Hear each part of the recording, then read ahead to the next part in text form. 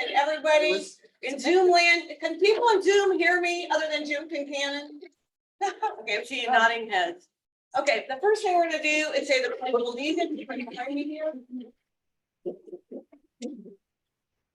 I Pledge allegiance to the flag of the United States of America and to the republic for which it stands, Which stands one nation, under God, indivisible, with liberty. liberty and justice for all. Okay. I know, it's good for the trash. I agree. All right, so thank you, everyone, and welcome. We have, some interesting things to cover tonight, and we're gonna get right into them. I'm kind of taking roll call of those that are on Zoom, and we have a sheet going around. If you would sign it, there's one around there and one on the table. That would be great. I thought I downloaded the agenda to a scan disk, but in fact, when I brought it here, it was invisible. So I hope you guys have copies of agendas. There's some on the table and floating around here. So, all right, with that, we're gonna start right away. The police are not coming. They're very busy tonight with something else going on. So we're gonna start. Anthony Fajardo has not made it back to town, but we don't need Anthony tonight. I don't want him to know that I said that. We have, oh gosh, give me a second. We have Portia Garcia and Katrina Jordan. They, Portia, you guys, many of you have seen her many, many times. And Katrina, they're a team. And they do an excellent job. Does everybody agree with me? Yes. Yeah, Certainly do. So they're going to talk about the proposed noise ordinance. And with that, ladies, you're at that end of the table down there. Go right ahead. Okay, good evening, everyone. Very nice to see you all, and thank you all for inviting us to attend today's meeting. Just want to start out with a little bit of background. Around 2020, the City Commission assembled a Noise Control Advisory Committee. That committee has been working for about the last year and a half alongside a consultant, which is Devine Consultants. And that committee was essentially charged with doing a citywide study through the consultant and coming up with some recommendations on how the noise ordinance could be improved. This really came about after and during the pandemic timeframe. There was a really large influx of noise complaints throughout the city. And so the commission decided to assemble a noise control advisory committee and then to invest in the noise study. Fast forward, last year, Devine Associates basically went throughout the entire city. They had stationary sound devices as well as handheld sound devices. They placed these devices at different locations throughout the city and basically studied the noise levels and compared them to the current ordinance and came up with the recommendations that I'm about to share with you all. For clarity, there is no proposed draft ordinance as of yet. Where we are in the current process is that at the April 23rd Noise Control Advisory Committee, the committee will likely be putting forth recommendations. And then from there, once the committee puts forth those recommendations, we want to come back to you all in June to share with you all the recommendations from the Noise Control Advisory Committee, and then go before the City Commission in probably July or September to share everyone's recommendations and also to receive direction from the commission on a draft ordinance. So for clarity, there's currently not a draft ordinance for this. We're just sharing recommendations and findings. So a summary of the recommendations from Devine Associates starts out with the special entertainment districts. So the consultant recommended that we maintain the current sound limits that are in today's ordinance for the special entertainment districts. The change that they did recommend is a change in where those measurements are taken from. So right now in a current ordinance, in a special entertainment district, measurements are taken 5 feet from the property line. And the consultant recommended taking those measurements at the building line. Another recommendation that was made is to add required compliance for sounds that are coming from entertainment districts at residential receiving properties using the current DBA and new proposed DBC. So what DBC levels are basically the lower frequency, it's bass. And what happens right now is a lot of times when people make a noise complaint, with us only having DBA, when there's only high frequency sounds, although we may see that there is clearly a sound disturbance, we may feel the bass, we may see pictures moving on the walls, there is not a violation found because today's ordinance does not account for lower frequency sounds such as bass for amplified sounds. And so one of the recommendations was to include DBC for residential sound limits in the noise ordinance. This would also require that we have special measurement procedures to implement those sound. And what that is essentially is the handheld sound devices that the code officers use, they already come equipped with taking measurements for DBC. So we've already made that investment. We do modify the noise ordinance to include. Could my Zoom participants, please mute yourselves? Thank you. If we do make a recommendation to modify the ordinance to include lower frequency sounds, code officers are already equipped with the tools to measure those lower frequency sounds. You have a question? Sorry, because I didn't want to interrupt, but it is going a little fast. Are you able to share any of these? Like, because I don't want to like just try to scribble notes. Okay, thank you. If you send me that, we'll put it on the website and we'll let everybody know. The best way to do it. Another major recommendation that would affect everyone is the ability for code enforcement to do noise measurements without the need for a complainant. So for a few years now, we've had different opinions from the city attorney's office on whether or not a complainant is required when taking a noise measurement. The reason being is because the way that today's noise ordinance is written, it basically describes to a code officer how a noise measurement has to be taken. And one of the statements is that it has to be taken from the property line of the complainant. What that means is that when there is no complainant, the city has not been able to proactively go out and take a sound measurement. And so one of the recommendations from the consultant is that the city have an ability to go out and proactively address sound complaints. And Katrina, correct me if I'm about to get this part wrong. So as recent as either earlier this month, no, it's last month, the city attorney's office issued a newer opinion stating that code can proactively take noise measurements for amplified sounds. So if a sound is not amplified, and what that is like if we're having a gathering at a property and we're just talking and the sound is too loud, those types of sounds would require a complainant. But if there is some type of sound device such as a radio or speakers, in that instance, the city attorney's office has opined that code officers can proactively open up a noise violation or issue a citation for a noise violation. Where the ordinance can stand to improve is because in the past, legal opinions have been that there has to be a complainant. What could be helpful to code officers is guidance on where those types of measurements can be taken. So if we make a modification to the ordinance specific to proactive complaints, we would need to say if the code officer should be measuring from a certain distance from the property line of the source, or if there is some other location that the code officer should be taking that measurement from. The next item for residential sound limits was, of course, we went over before, was the recommendation to add C-weighted residential sound limits to table 1. So C-weighted again is the lower frequency base. And table 1 in table 1 in chapter 17, which is noise control, has the sound limits in decibels that are allowed. So for example, with residential, between 7 a.m. and 10 p.m., table 1 has that the limit should not exceed 60 dBA outdoors. And between 10 p.m. and 7 a.m., the level should not exceed 50 dBA outdoors. And again, it's missing that DBC rating for the lower frequency sounds. The consultant stated that we should consider 10 decibels higher than the current decibel sound levels. And that's specific to DBC. Anytime that you see DBA and DBC, there's always a 10 DBC or a 10 decibel difference between the DBA weighting and the DBC weighting. And let me also disclaim, I am not a noise expert at all. So if you all have super technical questions, I may not know the answer to it. The noise consultant, however, who's making these recommendations, he is an expert in this field. And he also worked with, I want to say, was it FIU? Nope. What was the college?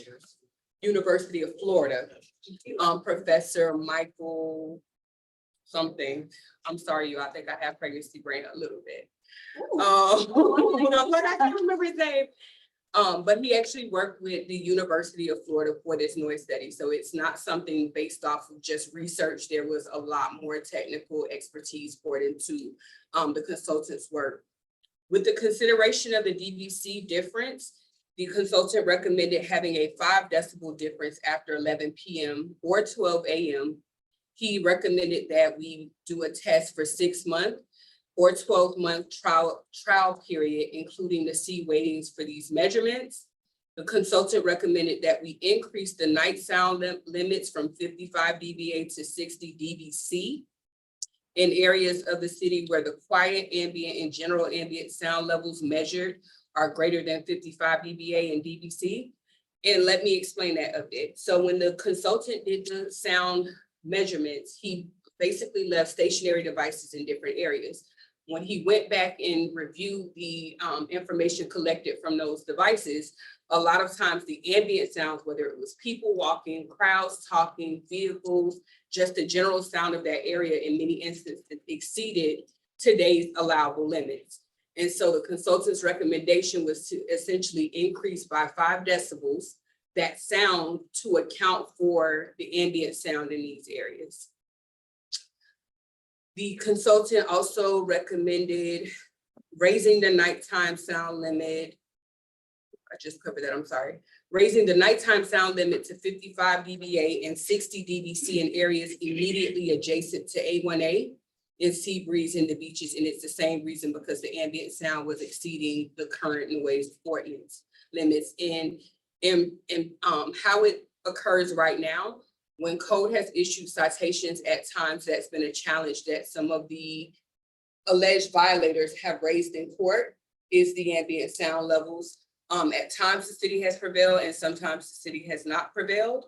Another challenge that has occurred with code from time to time is that when the officer is in the field and realizes that the ambient sound is so loud that it's hard to get a true account of what that venue is introducing into the environment, sometimes the code officer will have to go back during the daytime before the venue opens, do a measurement to kind of get an idea of the sound limits in the area, and then go back at night when the venue opens so that they can have a comparison point for that sound measurement. How that can affect the receiver of the sound is now what would normally take a few minutes in terms of a noise reading is taking days for them to get a feel for the area. And so that was one of the recommendations, was to increase the sound limits to account for ambient sound. Recommendations specific to code enforcement was to use ANSI and ASTM standards for equipment, which I want to say 2 years ago, code actually purchased new equipment. So that's already been taken into effect, which is the sound level 1 meters. And then to require training for staff, which is already done. This consultant prior to being consulted for this project was already the noise certification officer for code enforcement. So that's also squared away. One other thing that was covered in great detail, which a lot of times we hear from the area along Las Olas as well as the beach, is vehicular noise. So the recommendation that came from that was for the city to consider a pilot installation of vehicle noise detection systems to help address vehicular noise to determine if the technology is feasible to achieve the city's goal. So where that stands is police department we actually did a meeting with Miami, who does have this type of technology. They use it in a pilot. The state of Florida prevents right now enforcement from these devices. So what the device is they install it at a light, like a traffic light. And anytime someone's engine revs or does anything that's over the decibel limits that's allowed, it collects that information. What cannot happen, because of state law prohibits it right now, is no enforcement or penalties can come from it. And so if the city does decide to do this pilot and get this technology, it would essentially just be used to collect data and/or to determine where police officers should be placed at if it's areas where there's a lot of vehicular noise. So that's the point Jeff, there. can that device also see what vehicle it is that's doing that? So from what was shared with us, it's really just the noise camera. There isn't like a visual to it. And I know when we spoke with the attorney's office, the concern was about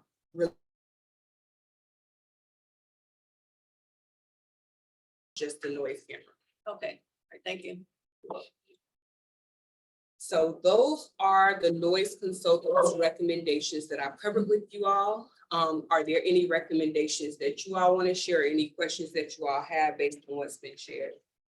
Hi, can I? Yeah, go ahead, Marilyn. You really don't need that pilot program for the noise, because we can all tell you where to station the police for the noise of the cars. I mean, we all know where it is. Yes, if we spend some money on doing that, and we may have some data that will help eventually in an ordinance, but you know, in my opinion, that's not the high priority item. I have a question about, I hate to do this, a technical question. Okay, let's. Why does the consultant feel that if you take the reading at the lot line and 5 feet away, why does he feel that 5-foot difference is going to make a difference in your being able to control the noise? So a lot of the discussion when the consultant was present with the committee was that when we have venues that are adjacent to each other and they're operating during the same hours, there's a challenge of how can code tell that the sound from their reading is only coming from that venue. And right now that's the discussion because code is taking those complaints from the complainant's property line. And so the consultant's recommendation based on that is that if the code officer physically goes to the building and takes the reading at the building, it eliminates, is this truly the sound source because they're present where the sound is. Okay, that makes some sense. Thank you. No problem. And the other comment that I would offer based on a meeting that we attended with Central Beach Alliance. So this can work two ways. In the special entertainment district, right now, measurements are never taken from the complainant's property line because that section of the ordinance has that measurements have to be taken 5 feet from the property line for special entertainment. However, in reality, a lot of times when the code officers go into the special entertainment, I'm going to use the beach specifically, there is not a violation on their sound reader. But when they go to wherever the complainant is living at or residing at, they can hear why they're receiving that call. And so for the beach specifically, they are interested in having an ability for code officers to do a measurement from their property line because you can hear a lot of times the sound difference. Whereas in other areas, like I'm going to use Las Olas as one, when the venues are side by side, taking a measurement from the complainant's property line may not yield a violation, or if it does yield a violation, it's challenged because of other venues. And so physically going closer to that venue eliminates or reduces the argument. Yeah, well, that made a lot of sense. But the other issue that I had when I heard this presentation the first time was you spend a lot of time and energy, and rightly so, on the beach and on the entertainment areas. But I saw in this in those recommendations changes to the sound levels, permissible sound levels outside of those districts all over the city. Now, I don't live on the beach and I don't live in an entertainment district, Right. but I know that the current indoor noise standards are in my condo documents. And I'm sure they're in a lot of people's condo documents that in order to establish a quiet atmosphere in your condominium, rather than try and do it yourself, a lot of people have simply adopted the city's the city's noise requirements. Right. You were talking about outdoor noise, changing to the outdoor noise, but not the indoor noise. Not the indoor limits. Thank you very much. Right, so when I covered with residential, having the inclusion of C weighting, that's something that's not specific to special entertainment. That would be residential areas, making sure that they have a C weighting. Also, the decibel difference of the 10 dB between DBA limits and DBC limits is specific to residential use. Okay, I think okay. Okay. I gotta think a little bit more about it. Okay, Phil. Great presentation, for sure. I sit on the noise advisory committee. It's very challenging. One of the challenges, and you might want to talk about, especially when noise travels across waters, Mhm. you know, into the neighborhoods, or how it funnels up and bounces and travels upward in buildings. One example I can give you was, is it 888 Intercoastal? The condo had a new rooftop HVA system put in. Across the Intercoastal on the beach side, Barrier Island side, the neighbors kept complaining. Code would go out there, take a reading at the property, and it was within the limits. But because it traveled across the water and hit the building, a high-rise building, it increased. That's one of the other challenges. The other thing was, at the CBA meeting, I thought it was quite interesting, Commissioner Glassman brought up about the entertainment district problems. If we all remember, the entertainment districts were created to activate Himmershey, the Central Beach area. Well, are those really truly needed anymore? Because those areas have grown up around Himmershey downtown. So is there a need to have an entertainment district zoning ordinance? And I know that's been, as it relates to the special entertainment district, that's really been an ongoing discussion amongst the noise control advisory committee members. And I don't believe that there is a true consensus on it, but that's something they've really discussed a lot. And so when we come back in June before you all, if there is a recommendation that you all have as it relates to that, I think it could be helpful. So the Noise Control Advisory Committee, their charge is not the special entertainment district, it is noise. But it is a conversation that contributes to noise, because right now, the special entertainment district has the highest allowable limits in the city. And just to make sure that you all are aware of those limits, so with residential right now, after 10 p.m., it's 50 dBA. In the special entertainment district right now, I'm gonna use 12 a.m. to 2 a.m. The allowable limits are 70 dBA or 80 dBC. So it's substantially higher than in other areas of the city.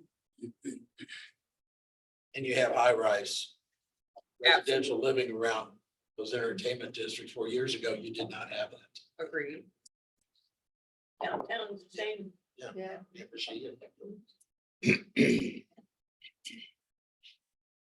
Any other questions?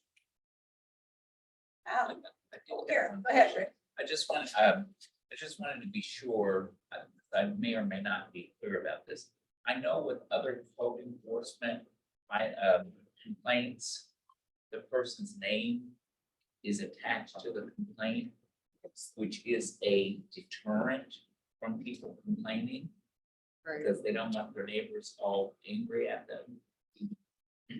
But is the same thing true for the noise complaint? It is. Because that would be a good reason to allow the city to enforce the law without a. Agreed. So it is because the state of Florida law changed 2 years ago to require a complainant unless there is an imminent life safety threat. And so things being simply a life safety issue is not enough. The threat has to be imminent based on the state statute. And so code officers being able to proactively monitor and when necessary issue violations for sound is important.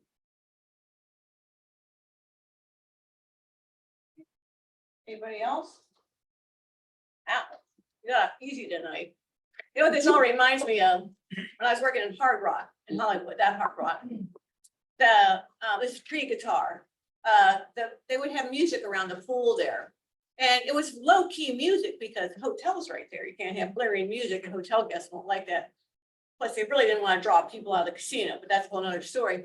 However, there was a lady on the other side of the turnpike, that property is right against the turnpike, that was constantly complaining about the music. And finally, I and the CEO went over there at night, and it was like the concert was right in her swimming pool. It was just the way the sound carried across the turnpike of all things. So That's the that's what sound can do. It's a weird thing. Norby, go ahead. Question for you fellows, with the street light monitors, is there an ordinance about car decibels? Because I know in the fall we have on the A1A, we have a lot of problem with the motorcycles revving up and peeling out and all this, and it can be really, really loud. Some of those cars with the speakers outside the cars. Is there an ordinance in the city about noise from automobiles? There is. Okay. So in chapter 17, there's a section specific to right of ways. And it says that sound shall not be plainly audible at a distance of 25 feet or more from a motor vehicle or any other sound source. And so, yes, in the noise control ordinance, there is actually the vehicular noise is addressed. And so like, the microphones they're gonna place potentially will listen for noise hotspots, essentially. It would be at traffic lights. Traffic lights, okay. Right. Okay. And this isn't guaranteed. The city right now has not committed to this pilot, but it is a recommendation from the consultant, and it is something that city staff has reached out to a municipality that is doing a pilot to see how we can possibly mimic that pilot. How hard is it to catch automobiles? Because I think you'd have to have a code enforcement person there while the car is making the noise. Great question. So I always Yeah. tell people, code officers do not pull over cars. Okay, So I yeah. always say that. So that's a great question. So that this section of the ordinance is something that really the police department follows up on. And what I would say is that over the lifespan of the Noise Control Advisory Committee, police officers have been present, like not the patrol officers that are on the street, but people higher up in the command. And there have been times that they have placed officers in different hotspots based on complaints that have come in over the past 2 years, and they've done more enforcement.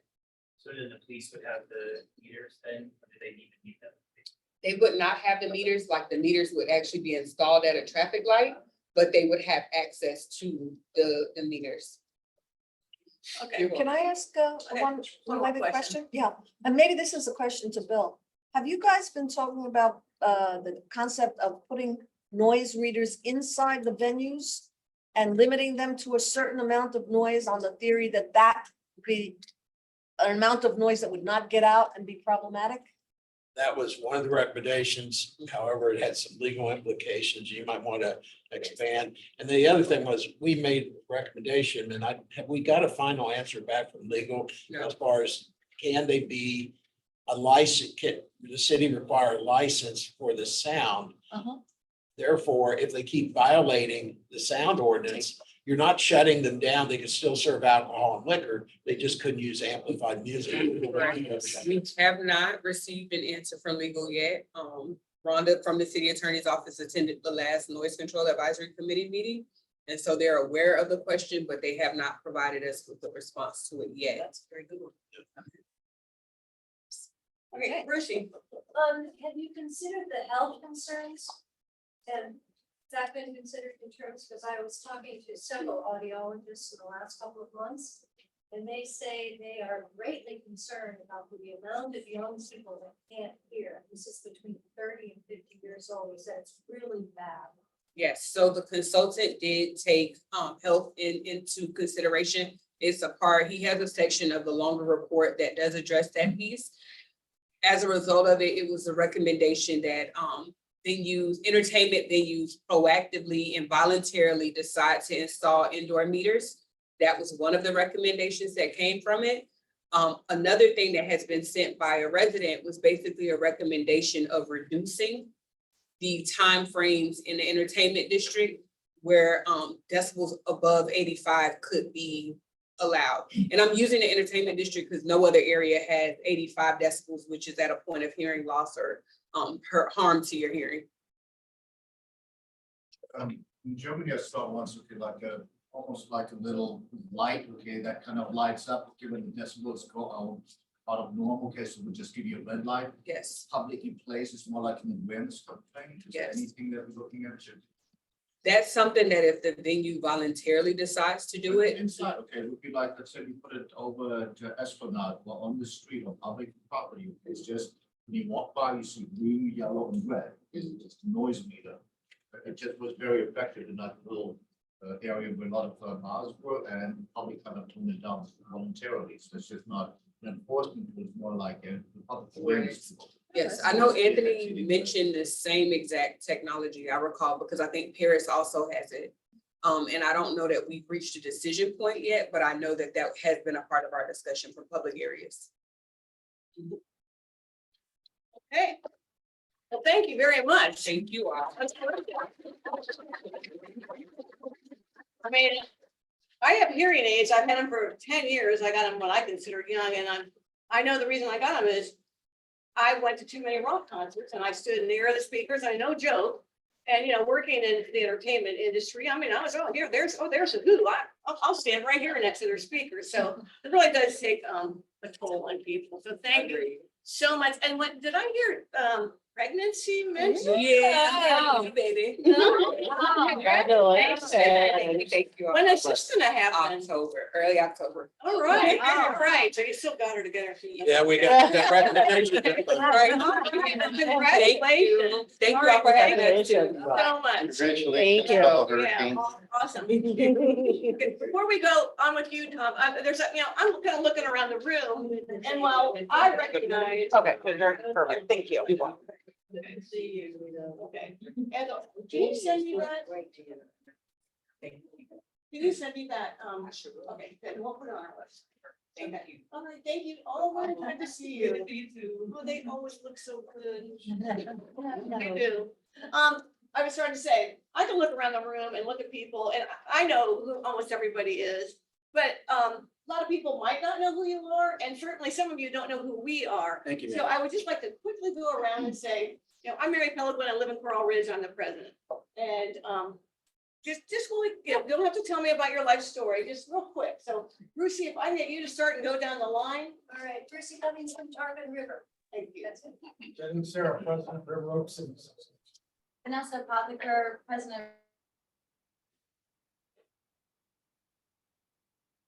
Some hard treasurer. Good. George Wishka, Chief Service Officer, City of Fort Lauderdale, and Russell Wilson. Bill Dunlap, President of Flagler Village. All right, welcome. Right here with that, because I think a lot of people might not know you. I mean, I know who you are, so. And everybody knows the next guy. I'm Rick Buchanan. I'm the alternate from Coral Ridge, Iowa Civic Association Past president too. as president. Marie Joseph, Neighbors Support. Homeless Initiative. All right, cool. Lynn Morgan, representative for South Middleborough Civic Association. Corby Bells, I'm the vice president of the North Beach Restaurant Shops. Not to be confused with those. Okay, well, Michael, if we can just go around the table here. Michael Albetta, I'm the president of Lake Ridge Civic Association, and I am the second vice president of the council. Nice. Laura Evans, I'm the legislative director for Imperial Point Association. Francesco Muti, I'm the treasurer of Laudergate Isles.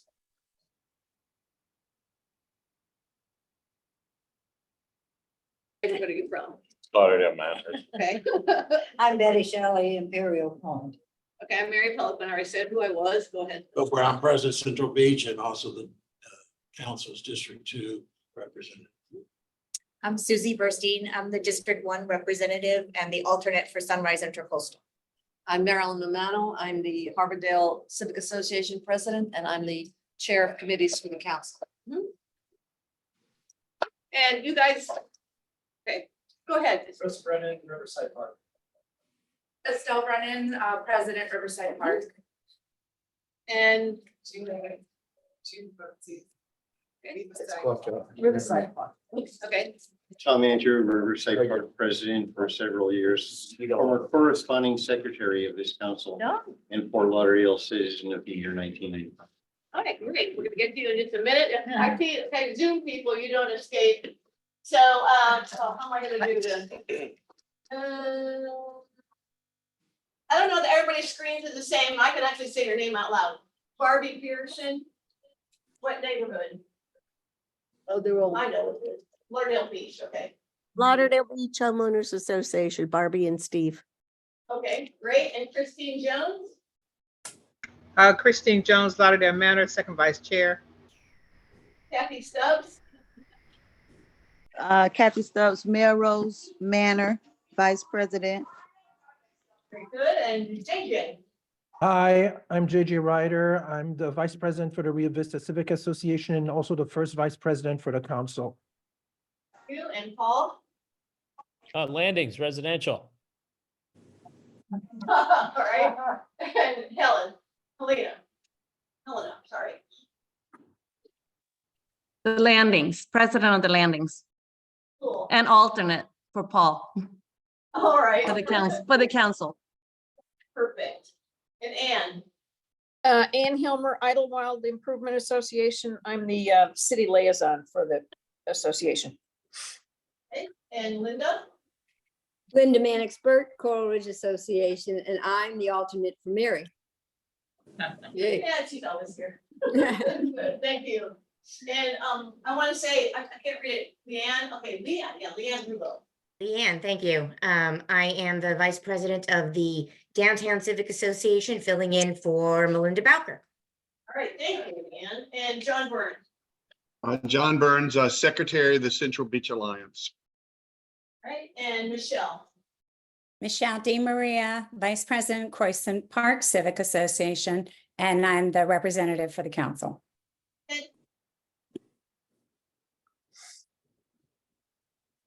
Council. Never mind. Okay, Frankie Lane. Homeowners Association.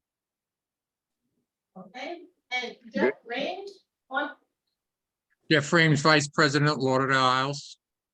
okay, and Earl, Hi, Earl Prisley, President, Lauderdale Isles. okay, and Leanne, I already got you, and Frankie, I got you, right? And then Jeff Otis. Jeff, can you hear me? And Jim.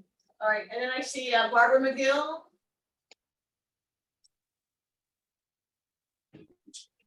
Maggie Hunt. Guys, show up here. Go ahead, Maggie. I'm sorry, I'm traveling, so I can't use my video. Okay, that's okay. And Robert Spagnola. Hi, I'm Robert Spagnola, Treasurer, Poinsettia Heights Civic Association. I'm here because Jim Labrie couldn't be here this evening. I guess he's normally on your board and attends these meetings. Okay, thank you, Robert. Okay, I think I got everybody. Did I miss anybody on Zoom? Jim. Oh, Jim Concannon. Yeah. Why are you not showing up on there? I don't think he Right. can hear us. Boy, you know, that really hurts Mary. He was leaving you I out. felt something on my back and I thought, that's Jim Wow. Concannon. Wow. You know, you're not there for 5 minutes and everybody forgets. Jim Concannon, I'm the president of Sunrise Intercoastal, and I'm the current corresponding secretary for the Council of Civic Associations. Thank you, Jim. My apologies. And Jim does a load of work, so not a good person to miss. I'll bill Okay. you. Alright. Okay, and with that, we're gonna go to our next presenter, Tom Andrew, who's right there by the pillar. As he said, he's from Riverside. He's a Riverside Park board member now, but our treasurer, is that what you just said? Board member. Okay. And he and Estelle is here, obviously the president of same. And they have a trash ordinance. They have like things are gonna, they have props. So I'm gonna let you go ahead because Thank you. I don't know what's gonna happen. Gigi, Jean-Baptiste will assist me. And I'm Okay. wondering if we could have the head of the table. Yes, you please, can. Possibly. Yep. Let me move over. While we're moving things around, Okay. while we're moving things around, let me thank you, Mary and You're welcome. Estelle, for facilitating and Okay. the board And for arranging this. Let me also apologize for juxtaposing garbage with our American flag. It's I didn't mean to obstruct it, but it reminds me that it's a disgrace that we have garbage like this in a modern American city. In the way, Gigi will join me in a minute, the way it should work with a dumpster is that the dumpster is closed at all times, okay? City ordinances are very strict. In fact, I don't really see the need to overhaul ordinances. I think the issue is enforcement and where is the court venue. The municipal court, people are getting away with being fined, leaving fines and liens forever. this problem is decades old. The ordinance is 38 years old. This has been illegal for decades. Illegal for decades, specifically and strictly illegal for decades. The fact that this exists is what they say in law as prima facie evidence that there's a problem. Before we dig into how to solve it, I want to show you what it's supposed to look like. Here's the dumpster. It's supposed to go in an enclosure and then the lid's closed. That's pretty much what we should have. We're going to show you tonight, though, how the same garbage that comes out of hospitals is considered hazardous waste, and yet it goes into everyday dumpsters with the lids not being closed, but rather open. The dumpster machine picks it up, brings it back in with the lids open, and therefore they couldn't be closed even if you wanted them to be. That's the case in all these. The lids are folded open. These couldn't be closed even if you wanted them to. So with that, Gigi, would you come on up a second? She's in charge of vermin. Let me say, we're wearing gloves. We're wearing gloves because even though there's nothing unsanitary, the bugs are fake, the blood is fake, but we're dramatizing it, okay? And anybody that wants to come closer and look, you're welcome to. So Gigi's in charge of roaches, flies, maggots, and rat traps. Thank you, Gigi. Are you on her? She's also in charge of water. Let's start right now with rainwater. The dumpster is open. What happens? Rain gets in. Let's start with that. Okay. Then what happens? Mosquitoes. Okay, there you go for a head start on West Nile, Zika, chikungunya, dengue, and malaria. How's that one, sir? Then we have the bags themselves. By the way, if I spill so much of a speck, I have a dustpan and you know how to use it. Okay, so there's our garbage bags sticking out like you see in the pictures. Again, strictly illegal. Somebody asked me, well, does it matter as long as the bags are, the garbage is bagged, whether or not the dumpster lid is open? And I will let Senor Raton answer that question. No self-respecting rat would be held back by mere plastic. With that, State of Florida, Department of Health, plus OSHA, strictly regulate. In fact, there's a chain of custody, strictly regulate what goes into these boxes you see around clinics and hospitals. You don't just throw away blood. You don't just throw away sperm or urine or feces. It goes into these lock boxes that are specially regulated by the state of Florida, because the state of Florida, as well as OSHA, as well as the Centers for Disease Control, have determined that human byproducts, human detritus, is inherently biohazardous. You might note here that the Centers for Disease Control says that even though we associate hospitals with microorganisms and pathogens, household waste can be more contaminated. So let's start, for instance, with, we're going to throw some of this. This is some Band-Aids. Again, food coloring, nothing is dangerous. But if it's disgusting, then it should be, because it is. And what do you have here? Tampons. Okay, good. And some gauze, bandages, and some more tampons. Good. Can you More bugs. Oh, yes, yes. Okay, so, and sprinkle a few points. Okay, personal protection. Yeah. Personal protection. Masks and gloves. All of these things also go in the garbage. And for some people that are diabetic, there's a syringe is also with blood that goes straight into household garbage. Still doing that biohazard thing I Sure. These are the same things that would appear in a biohazardous waste box coming out of Oh, a I got plant. But now we're putting them in a household dumpster. It's the same stuff. It's the same, for instance, adult diapers. Okay, it's the same whether it comes out of feces, comes out of a hospital or out of a neighbor trash, baby diapers, all kinds of diapers. I bet you regret that from Rosie. Courtesy of Hershey's syrup. Oh, here we go. I got more. Anal wipes regulated at the hospital, any of them that go out of a hospital or a clinic go in a box like this. Now, am I saying that dumpsters should have locks and keys on them? No, I'm saying they should be closed to maximize our protection from them as much as possible. Condoms. Coming out of a hospital or a clinic, this material will be strictly regulated. I think it's time for some more blocks. And then we have other human detritus such as, let's say psoriasis. Oops, I dropped some. And then we have, moving right along. Oh, dental, anything dental, dental floss, dental picks, these little plastic dental things coming out of a dentist's office.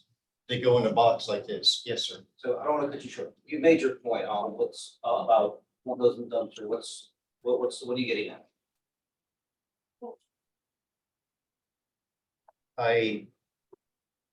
What I'm getting at is proposing a resolution.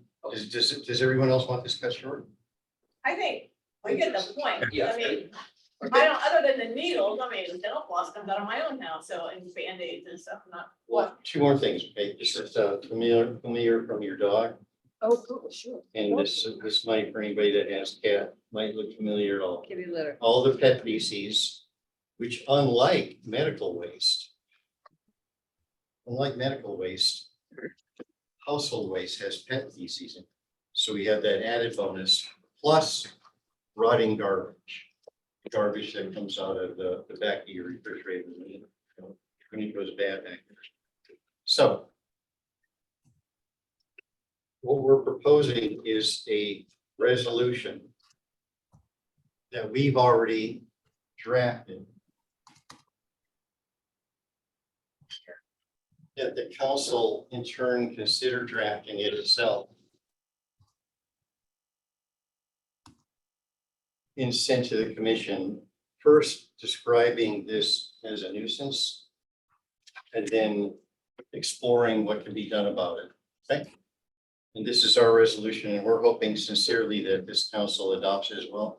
And I want to especially thank the neighborhoods that are in parts of the city of Fort Lauderdale that don't actually have this problem. And if you can come to our side on this issue, we appreciate it.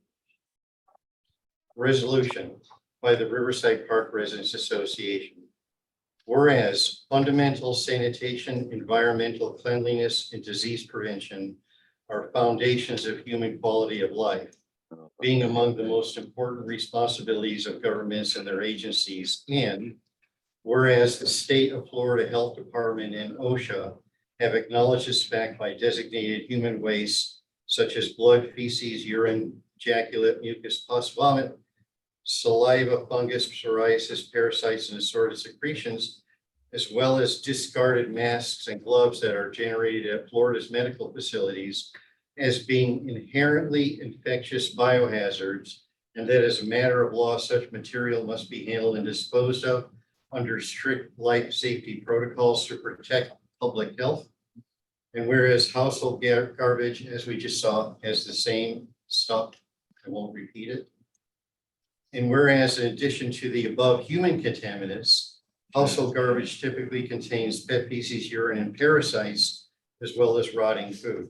And whereas because household garbage not only contains unsealed biohazardous human waste, but also contains animal waste and rotting food, The National Centers for Disease Control have concluded that residential waste is even more contaminated than medical waste is.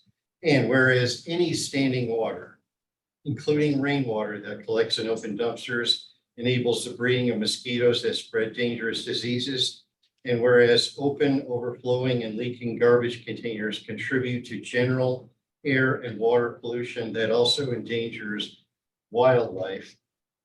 And whereas open and flowing dumpsters are still proliferating after 38 years since Fort Lauderdale enacted ordinances specifically prohibiting such affronts to public health and sanitation. And whereas Fort Lauderdale sanitation ordinances are laws that have the same standing as its other laws, then they deserve the same compliance with swift and decisive punishment. And whereas due to the recent pandemic, the world has entered into an era heightened awareness that humans generate pathogens that are actively infectious and potentially dangerous to other humans. And whereas the city of Fort Lauderdale, recognizing the public health danger of residents being exposed to pathogens that are spread by mismanaged human-generated garbage, has a responsibility to enforce its existing sanitation ordinances decisively, as well as the opportunity to become a local, regional, and national leader in the modernization of municipal sanitation ordinances. Now therefore it is resolved that mismanaged household garbage, particularly open and overflowing dumpsters and garbage carts, should be designated by the city of Fort Lauderdale as being a public health hazard deserving of life safety code enforcement prioritization while implementing enhanced inspections and decisive punishment of violators, either through the full application of existing ordinances and enforcement procedures or by enacting modernized ordinances and enforcement procedures if necessary. This is a resolution I yield to the president to do with what she wishes and to conduct any questions. Thank you. Thank you.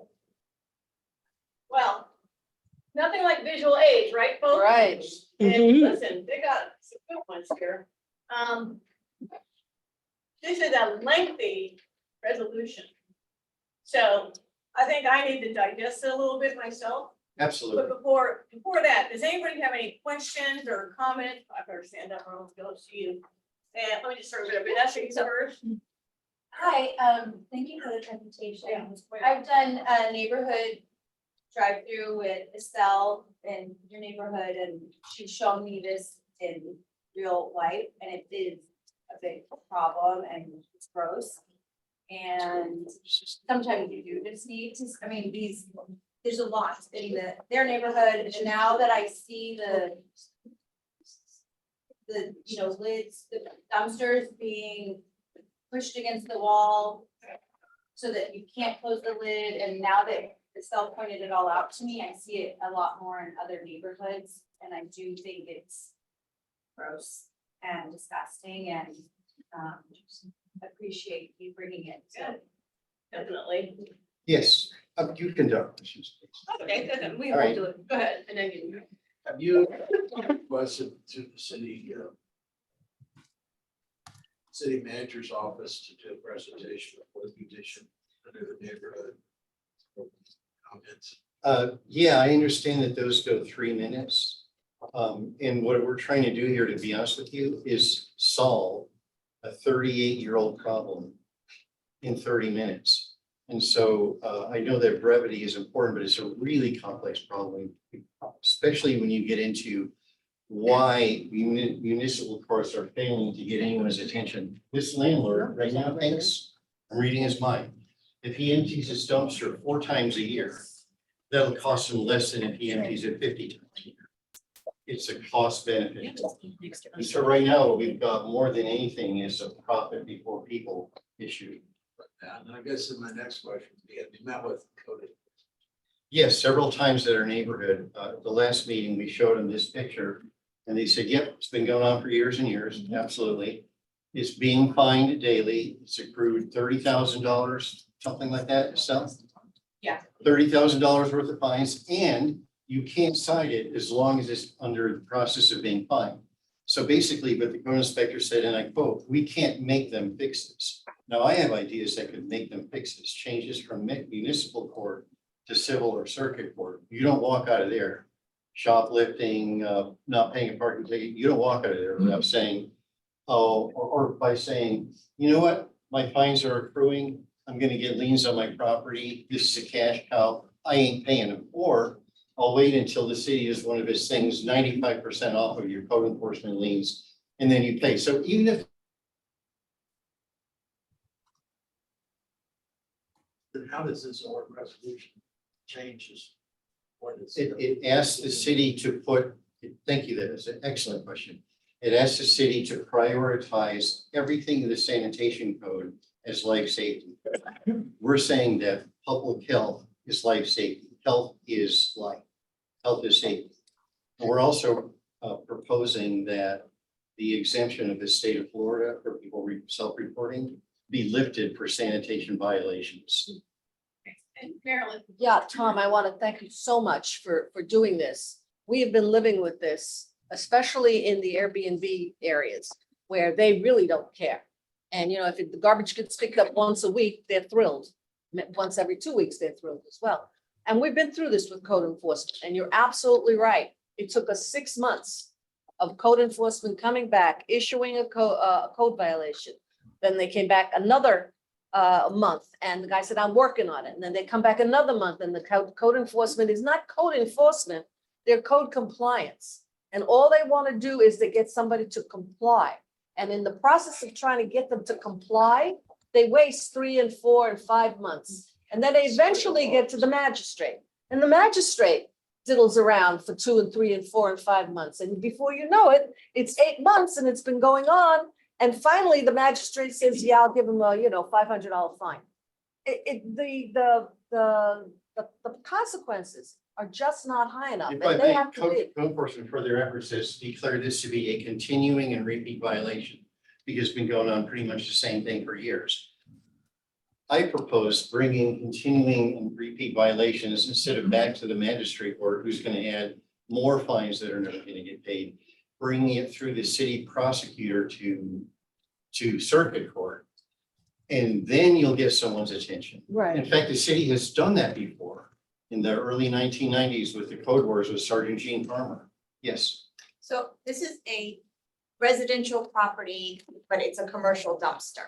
It's a residential Is it- property with a residential How dumpster. many times a week is that dumpster emptied? So right now, I think we're on, what are we on, 3 months of this straight? Well, the particular offender, just so you don't mind, it took us 5 years for them to designate, I have all the email chains, for them to designate a repeat offender because of the magistrate process, because they're allowed to reset after magistrate the clock.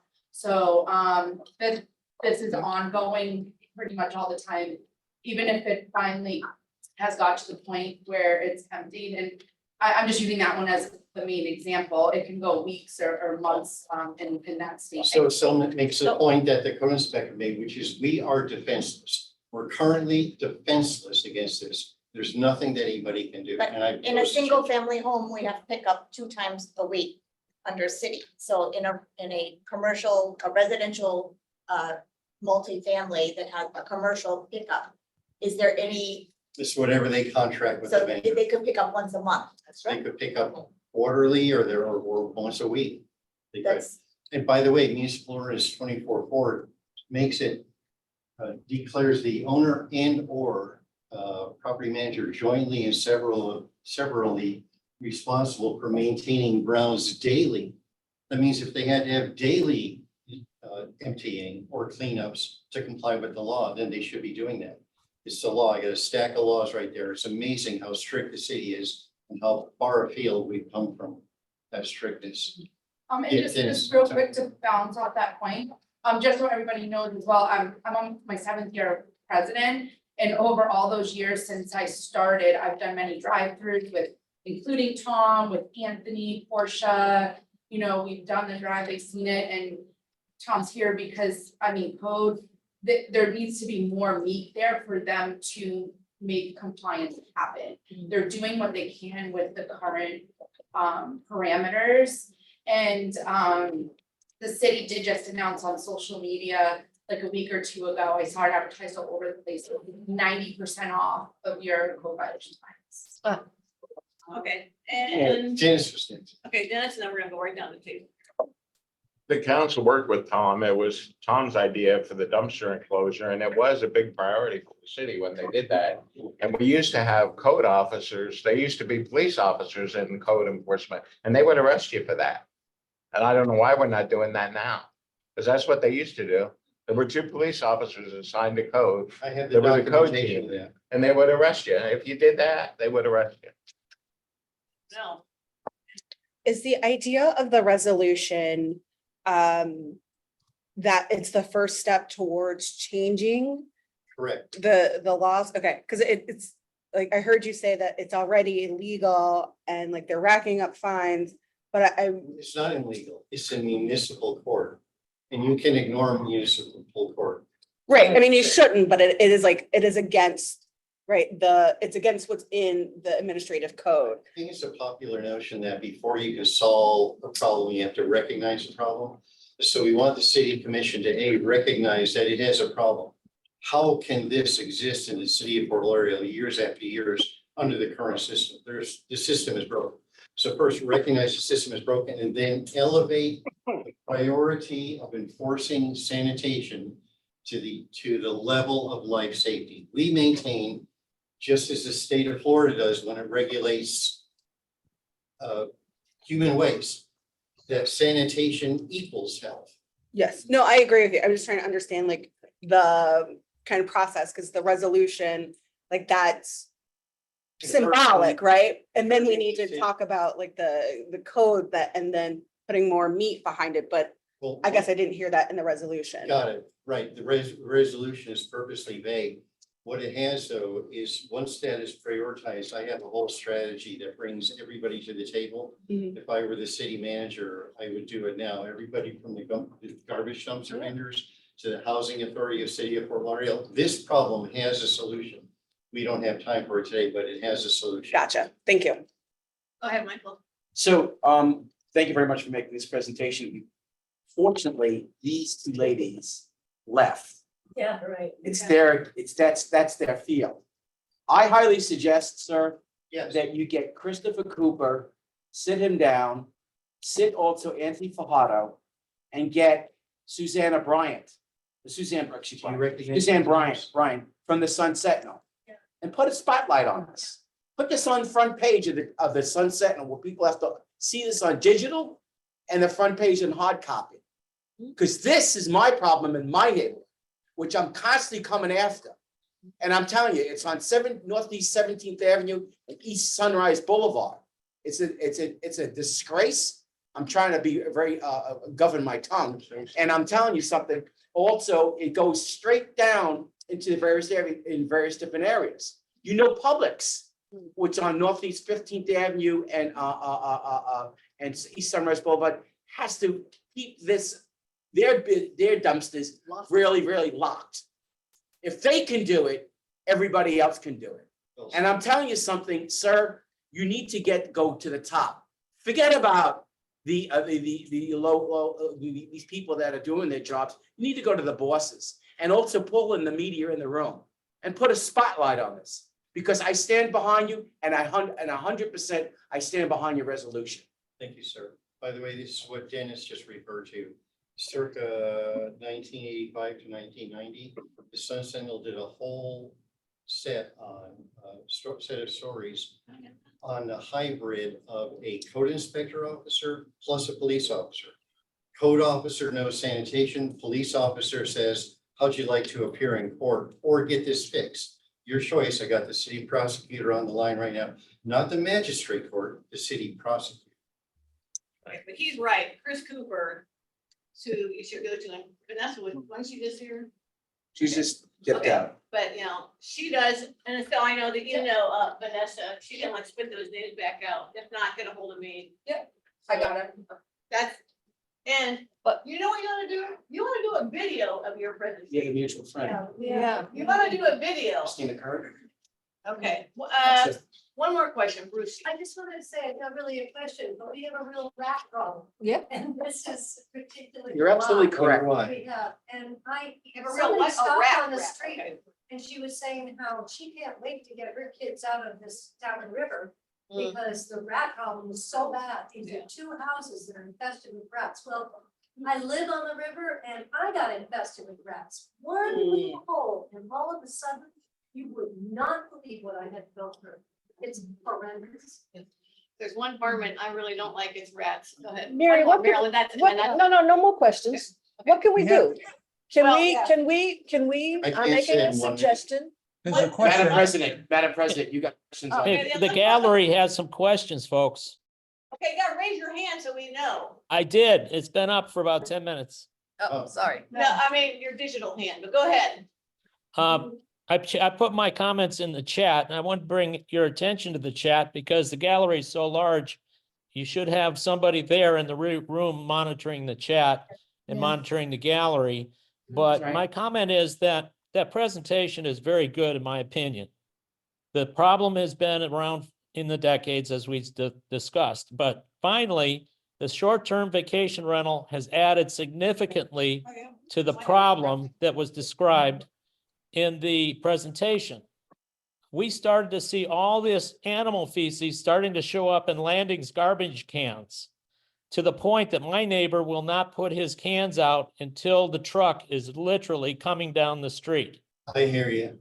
And it's because people were dumping feces. Now, this Yeah. isn't a neighbor that's got a regular dog that we know that person, or that person's from a few streets over. There's an occasional one that does that.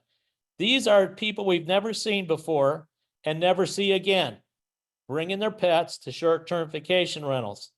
And they're pretty good usually not to defecate on the lawns, but very often they'll just leave a bag on the lawn if there's no cans out. But they'll put in, we'll open a can, there'll be 7 or 8 of those bags in there because there's no way our dog does that in one day. I'm just saying, I think the presentation doesn't even get broad enough to describe how bad the problem probably is throughout the city. Thank you for hearing me out. Okay, I don't see any other hand raised on the Zoom. Is there anybody else? Okay, listen, that's quite a presentation, and I've seen this myself. What I never put together was the way the dumpster gets put back in there and yet no one can close it. Thanks for your time. By the way, this is the answer. Okay. We've spent a few $1 million on city managers over the past decades. Or do you need that one? You That's can okay. have this one. Are you sure? Yeah, you can have this one. Thank you, because I've never read any of this. I put into 7 pages what I think the city manager should have done 20 years ago. Okay. Okay. Thank you. First of all, I mean, personally, I need to look at this stuff. I mean, it is a problem. It is a problem. I've seen it in my neighborhood. It's usually a tall building or anything, or a lot of commercial stuff, or something under construction. It's the same thing. We have a lot of construction in our neighborhood, so I have seen this behind a lot of, on Oakland Park between, the intercoastal and Federal Highway, all those businesses behind, not all, but a lot, they have the same situation. So, I mean, I'm affected. I think probably everybody sees this wherever you go. Yes. I mean, I don't know. Do you see that much in your neighborhood? You guys are all shiny, bright new, but still, you have A lot of those episodes are building Are in the buildings. but are they like shut? Oh, in the buildings. or they're in parking garages, they're contained spaces. The newer buildings all have interior. Interior, yeah. and it comes down to shoes in there, yeah. So Mary, what can we do? We all are in agreement that this is not a good thing and it should be Right, right, elevated. right. So can we write a letter to the, write a letter to Yeah, the let me, commission yeah, saying that let me, we, this needs to be, this is long. okay. Yeah, we can't. send No, something- we don't have to go Yeah. through the whole resolution, Yeah. other than something I'm suggesting was something like, last night we saw a presentation from the Riverside, here's the resolution. We agree that this is a continuing and an increasing problem, and we urge the commission to take immediate action to And see increase. their presentation. And under, We all, okay, see their presentation. Madam Your President. presentation's pretty good Yeah. Michael Abetta. So every commissioner should get one. of these resolutions. Yeah, and also a letter that goes, that Yeah. the council Yeah. approves of this, and needs immediate action, as well as the mayor, as well as Chris Cooper, as well as Anthony Fajardo and even Greg. Can you send me this in a digital? Absolutely. Okay. You have my And- email- and you have my Susan- email address. And the Sun Sentinel should get a copy of that The too. Sun Sentinel should get a copy. Yes, Could you send that out to the list? That way other associations could And see it vote. as well, yeah. sure. Yeah, I can. All of us should get it. Okay. Yeah. With your permission, I will volunteer to work with them, set up a meeting with Chris Cooper and city staff. Let's see what they're working on, so that maybe collaboratively, we can go to the commission Good. with their support staff.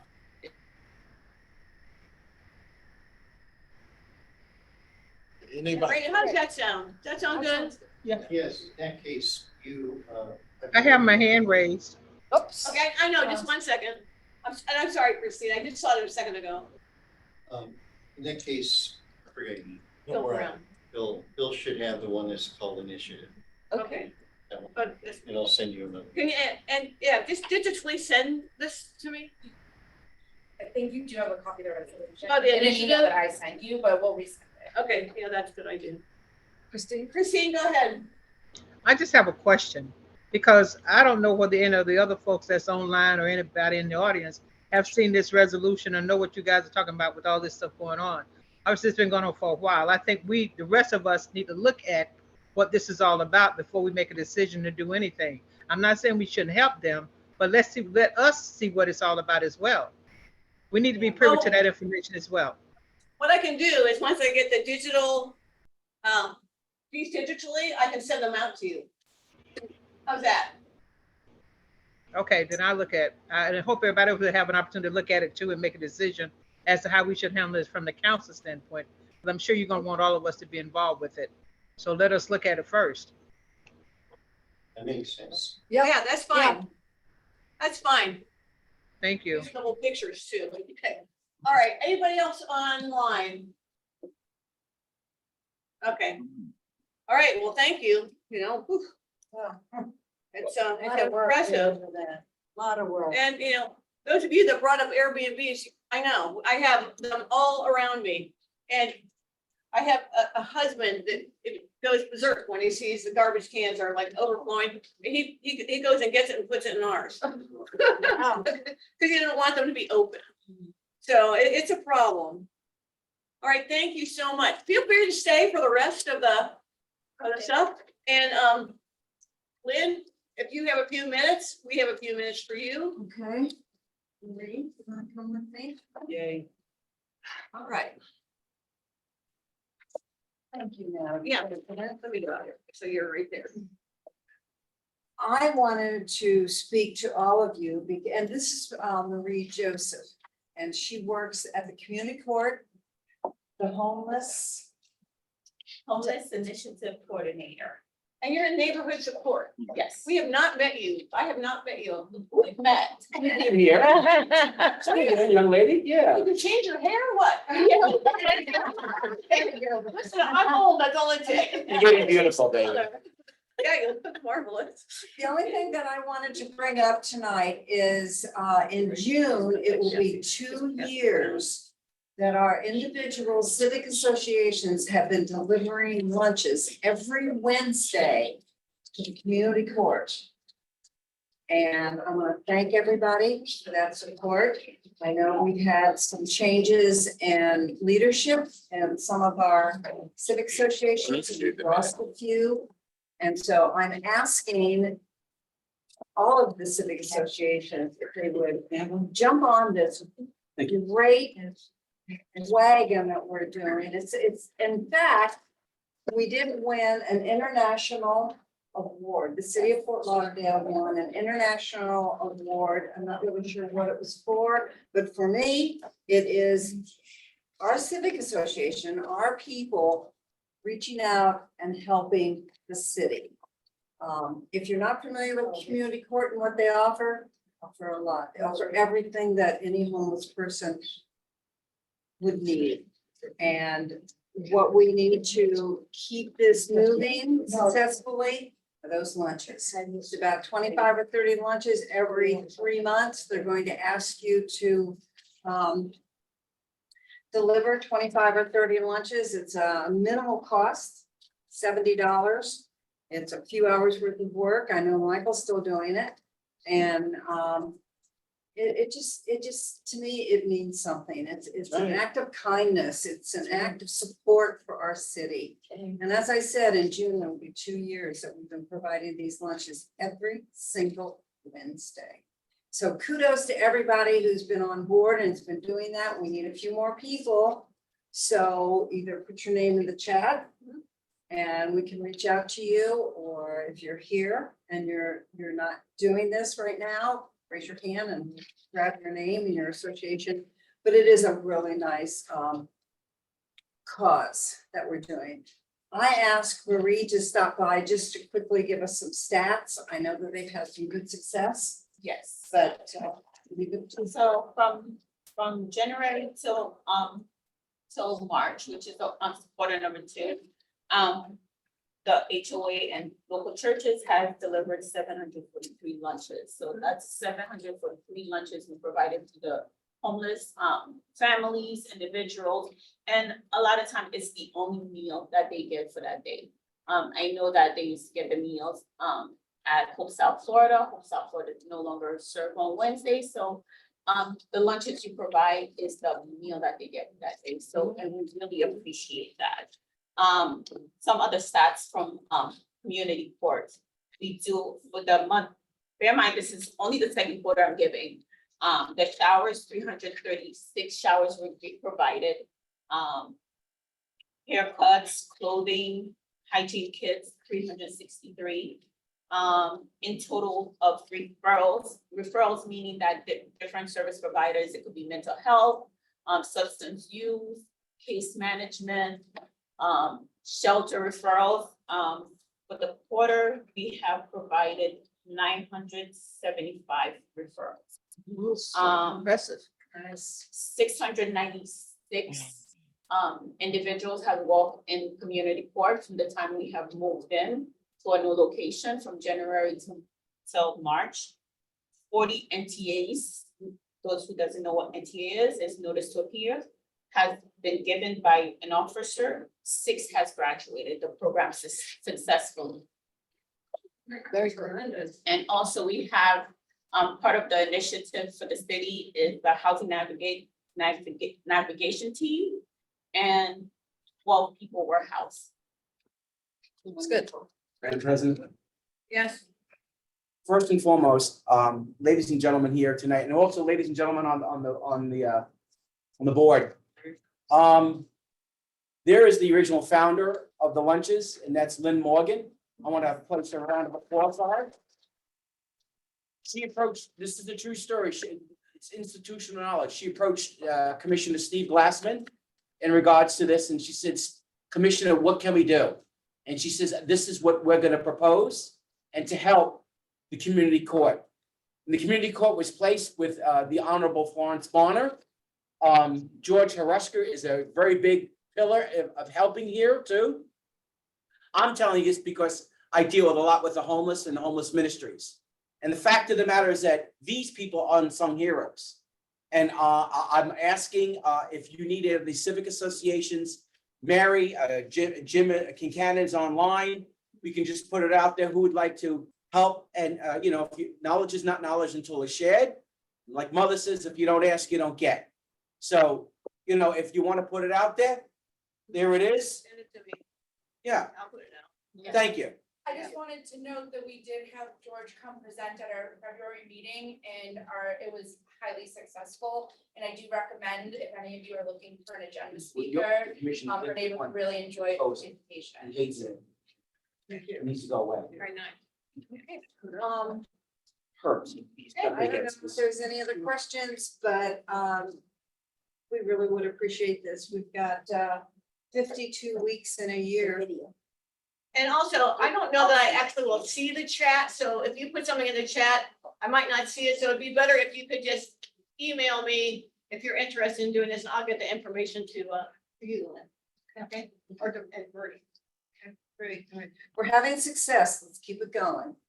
And, And thank you all for, I know a lot of you have sent email and have responded promptly last minute. And I thank you, all of you who has donated those lunches. It'd be great if you could, yeah, send us, this is what a lunch could be, you know, peanut butter jelly sandwich, potato chips, I'm just making that up, but whatever. Oh, yeah. You know, let us know what else. Well, so I can share it. yes. All right, Okay, thank you. so All very right. much. Oh, you're welcome. Thank Bye-bye. you. Just one question, is there a way in which they need to be made? Well, that's what, I'll get that from her. That's why Yeah. I think the video that you guys presented maybe like 7 months ago, Laura. It just spells everything out, what to do, and I think it's very engaging that people will get involved. Yeah, that'd be great. We get it out. Great. All right. Good suggestion. Thank you. Thank you. Thank you. It motivated me, and I never say no to her. Oh, good. Okay. You're awesome. It is, it's a great program. Is there still grants about, like, at one time, they were offering grants for a neighborhood? Oh, no. No. It's okay. Okay, we're down to council business. Okay, whew, not doing too bad here. First thing is our, thank you so much, you two. Hi. Our recording secretary resigned for a variety of reasons. She's away. Her mother passed away, unfortunately. Her mother was, you know, older, but still, it's always sad. And there's always a lot to do when something like that happens. So she's resigned. So we're looking for a new recording secretary. And so we're taking nominations. Don't everybody sit on their hands all at once. Wait, where do all these people go? So if anybody is interested, if wants to nominate yourself right now, that would be so nice for me. Nobody cares about me. Okay, so we will find one of you. Dennis is very nicely, once again, stepping in, but he's not going to be available after this. So I need a new recording secretary. It's not hard.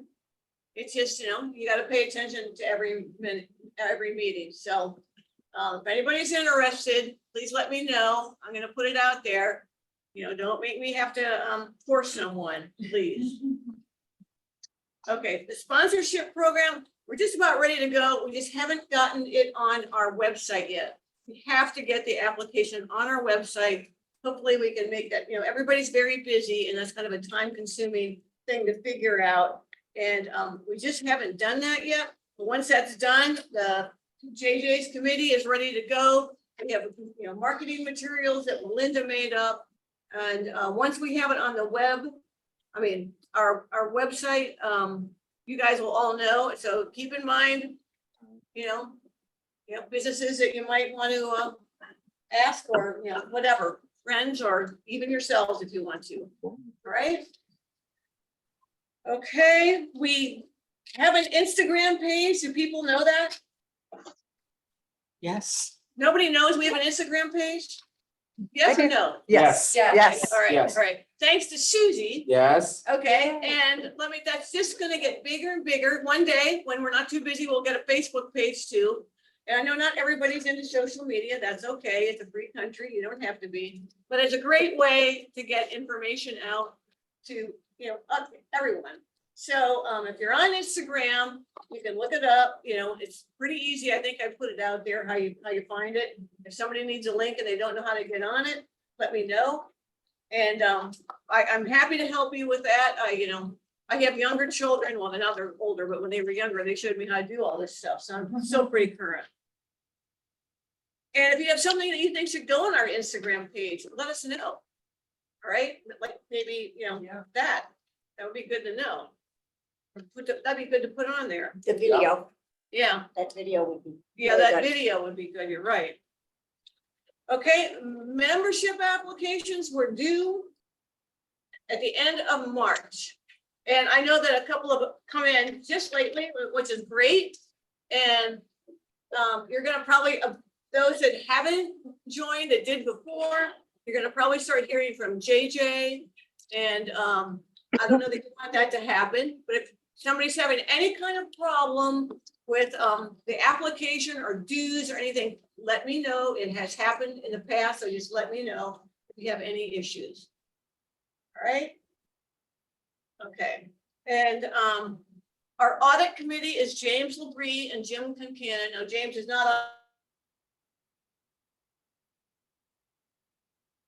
I was about to send them information, and Jim has done it before, and he can break James in. I don't know if James alternate is on here right now, but you know, still he was. And so we got that Mary, there. I connected with Melinda and we are going to start probably this week on the audit.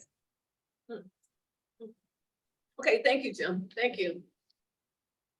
And then I want to say once again that candidate forums are August 13th and September 10th. Those should be our regular meeting days. We are going to hold them at the LA Lee YMCA on Sistrunk like we did the last time. I thought it was worked really well. We know how it all works, and so far I know we're having the mayor and the whole commission, and I just want to get a feel for how many candidates that is, if we can do it all in one night and then do some other candidates from some other elections. I just, I am gonna start reaching out to the candidates now and let them know that these are the dates that we have. That we're gonna be looking for a headshot. We're gonna be getting them all the, getting their, and asking for their information. All right, yes, Lucy. Yeah, I was gonna ask.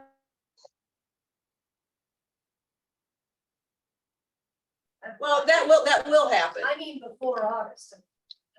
Oh, before August, that'll probably happen, but I have to get it from them. So, and so what is the cutoff date? Is it June 10th? So it's really, somebody can be signed up to run for something right now and back out, or somebody can just come, June 10th. I thought it was earlier. I thought it was in March, the last. Oh, Qualifying period ends June 10th. No, it starts the 10th and goes to the 14th. oh. I looked it up. Oh, yeah, I stand correct. It is the 14th is the cutoff date. I stand corrected. All right. The 14th. Yes, it is. You would know, because. Yes, I know. Yes. Okay. That's who I work all right. for. All right, the minutes were included with the, I have them here somewhere, with the notice, if you have read them. Does anybody have any corrections to the minutes? Are they the February 13th or the March? The It March. says the agenda February. Oh, wrong. It should be in March. Okay, All right, that's all right. there, got mixed up together stuff. I do have them here. There was one thing there. Okay, can I have a motion for the minutes? Okay. Paul Renison, Landing, so moved. Second. Okay. Who seconded? Say it again. I thought you. I'll second. Okay, thank you. Landing. I second already. I second. All right, all in favor? Aye. Any opposed? Minutes are approved. All right, let's talk about the, Melinda's not on. She did send out the treasurer's report right before this meeting, which is cool. I can tell you the total amount of money we have right now is $5,270.33. Sounds like a lot, but we have to pay for a lot, our directors and D&O insurance, other things I can't think of. Parties. Huh? Parties. Well, we Webpage. haven't scheduled any of those yet because we're trying to get the sponsorship program. We will do that. The Just candidate The forum, webpage costs Huh? money. The webpage costs money. the webpage costs money. Yes, thank you. Constant contact. Constant contact, all these things that, they all cost money. So, Right. and what I saw on here is we have right now the Galton, excuse me, Bermuda Riviera just recently joined. So we have 37 civic associations that have, they're good, got their dues and their applications in. We need, my goal is to always get to 50. If we can get, I already have 2 that have told me they're not going to join. So So we can get to maybe 58, but we need to get to 50 at least. So you'll be hearing from JJ, right, JJ? I know he's on there. Yeah. That is correct. All right. And JJ, you got the treasurer's report, right? Yes, indeed. I just got an update today and my plan is to send something out by next week. All right, very good. All right. Mary, We just, Paul has his hand. oh, Paul, go ahead. A question about the dues and the associations that are delinquent. And we're not even sure if our check has been received and cashed. I know we've got correspondence, and this is the landings, Paul and Ison. So I would just ask, do we publish the delinquency list after dues were due with the minutes?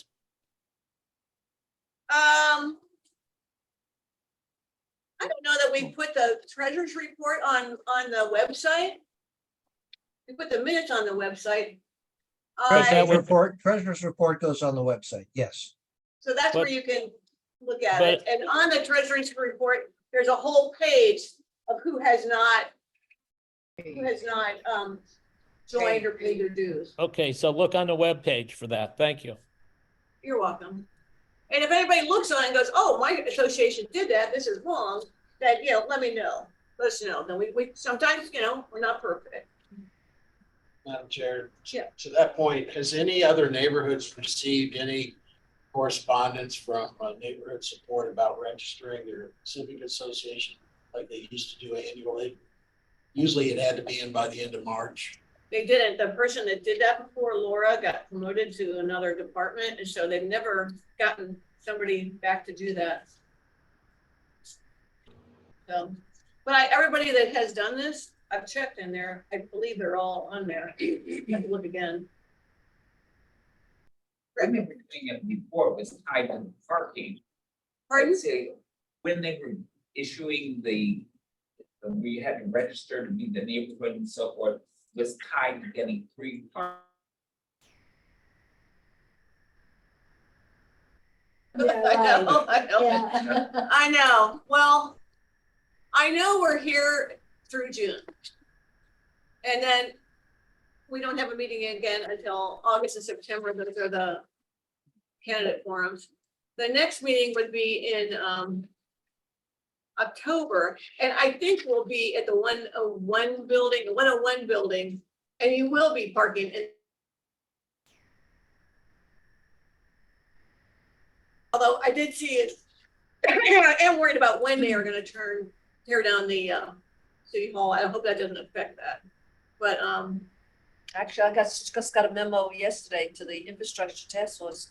It's coming down, starting very shortly. It'll be down by summertime. okay, August. well, I saw that and I didn't know if I was allowed to say that. Okay, Yeah. go ahead. Mary, just to pick up Bill's comment about the conversation. I think you just underscore that and have a conversation with Louisa from Neighborhood Support. Ask if they can put out in regards, because that's a very good item, Bill. Yeah. Because I remember it was a package that we had to fill out, put our bylaws in, Yeah. Everything else, and it's new not hard. offices. Yeah, Yeah. I concur. Yeah, because you have to be a recognized I HOA. concur. within the city. I agree. Yeah. We did it Or before. anyone We can did just it. say, Marilyn, well, I did it for years. Yeah. Okay, I can do it. It keeps you on your toes. Yeah. Okay, is there anything else? Anybody have anything else, any old business? Did we ever hear anything about what the governor did regarding the HO? We believe that it hasn't gotten to his desk yet. Good. And once it reaches his desk, he has 14 days. Right, well, Either and I sign kept it or waiting veto to it. see that governor received it or some comment. I've been watching in the paper. and all. Nothing. And if he fails to sign it or veto it, then it becomes. What if we never give it to him? What does that mean? Anybody know? Can that happen? No, they gotta give it to him. You have to give it. And then it's his option whether to sign or not sign or let it just go quietly. Yeah. Okay. And there's just not only neighborhood associations or cities opposing it, but some of the lobbyists Are opposing it, yeah. Yes, so. Well, Fingers crossed. part of the reason that I asked is we had that shooting last month. And after I thought she was the lobbyist for the made the presentation about the ordinance and asked us to only send one letter for civic associations. Yep. Well, the mayor came to our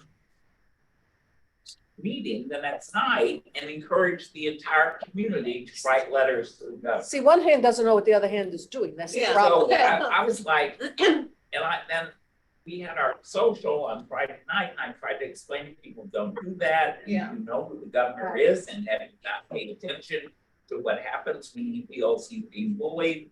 And they were like, so I just had to let go, so.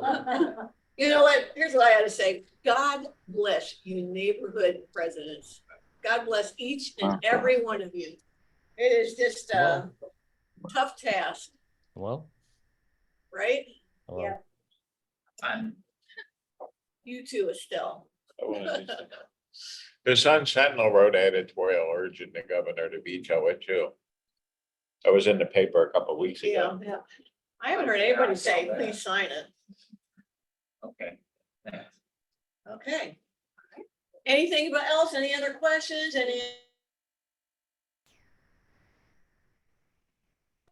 Our city manager resigned. Yeah. Right. Yeah. No. Yeah.